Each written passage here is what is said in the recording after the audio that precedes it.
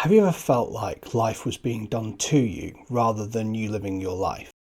In this video, we will look at creating a process for planning and then various types of plans.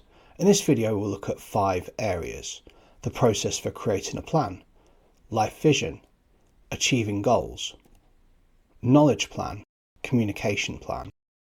The process for creating a plan. The first thing we want to be able to do is to actually identify the areas we need to plan out. A useful tool for this could be a mind map. If we put life improvements in the centre of the page and then start writing branches off of that, what information do you get? We might have some overall categories like finance, romantic relationships, friendships, having fun, living in a particular place, career, etc. Once we have that, we then want to branch off of them for the details. So with financial things, maybe a budget that lasts the month. Maybe one branch off of that could be looking at different providers for the bills you have to change to lower costs. Maybe it is to join an online frugal group. Once we have done the mind map, we then have different categories and content for different types of plans, and some of the content in the plans. Life vision. The mind map has created the basis for developing a life vision. Think of a life vision in terms of, if my life were to be better in 1 year, 5 years, 10 years, what would that look like? Think about hobbies and interests.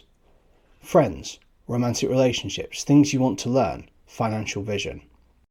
A life vision should give you a direction that would make your life meaningful and enjoyable. It doesn't mean everything will be easy or that you'll be happy all the time. It'll be something that makes everything worthwhile.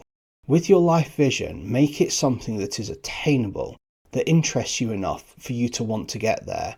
If it is something that is just a nice to have, or you know yourself it could never be attainable, e.g., if you have a voice that sounds like a cat screeching, and you have a dream of being a singer, for instance, ensure the life vision is actually attainable with enough challenge to actually interest you.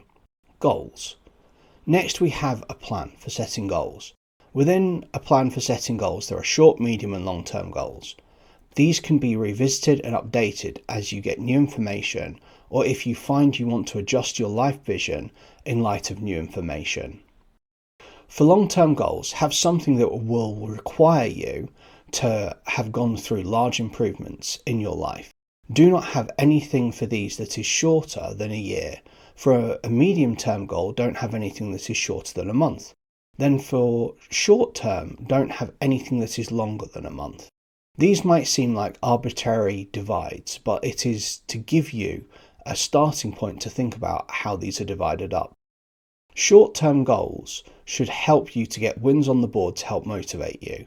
Medium-term goals are great for showing progress with improvements you make.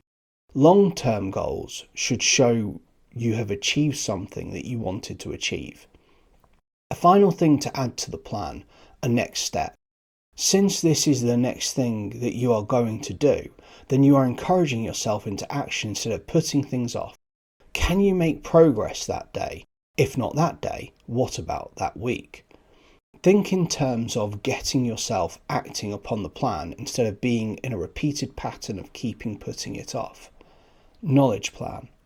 With your goals in place, you want to figure out some of the things you know and some of the things you don't. Something I have personally found helpful in getting to things that I don't know is asking why and how questions, and then what things mean. Let's say I was putting together a knowledge plan about calligraphy. I know very little about this as of this sentence. I would start off on the page asking myself, what is it? Then I would say, fancy writing? Why would you do fancy writing? I don't know. I need to find training on what calligraphy is used for. After realizing it is used in marketing, on special occasions, etc., how do I apply different calligraphy methods?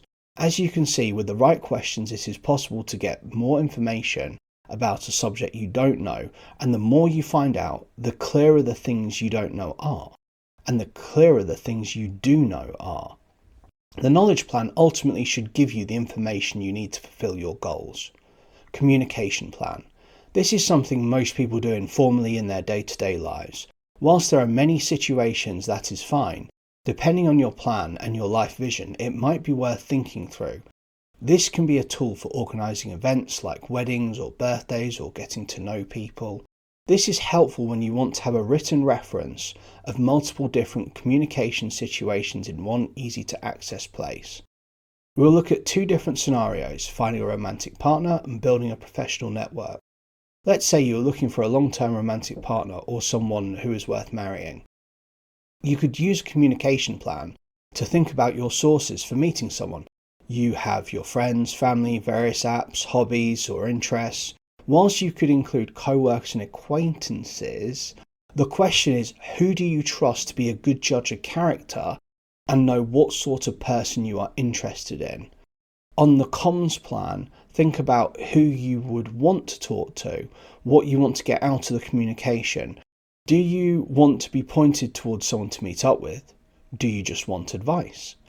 As you put the plan together, think about the ways you are communicating. Is it via a direct message, video call, phone call, meeting in person? As you build a list of people who you are talking to, you can note down key pieces of information about the communications you have had and want to have. It can stop you muddling the information between different people you are talking to. Let's take another example, building a professional network. We can think about who are the people, the positions they're in, and the companies they work for. Do you want to be part of a professional body? What sort of events do you want to attend to ensure that you build your network? As you consider events, time in the workplace, others in networks of professional bodies, etc., who do you want to speak to? What do you want to get out of those conversations? What value can you add to others? What kind of topics do you need information on to help you in those conversations? With your plan, you can organise a list of people who are more or less important for your network, what you want to be able to communicate to them about, and any planned communication, e.g. asking them about if they are going to a particular event, something you want to ask them, etc. I have created plans in my life, had my own vision board and achieved many goals, and I still continue to do this. As you set out plans and implement them, you will grow in living the life you want to live, as I have been. Birds of a feather, we grow together.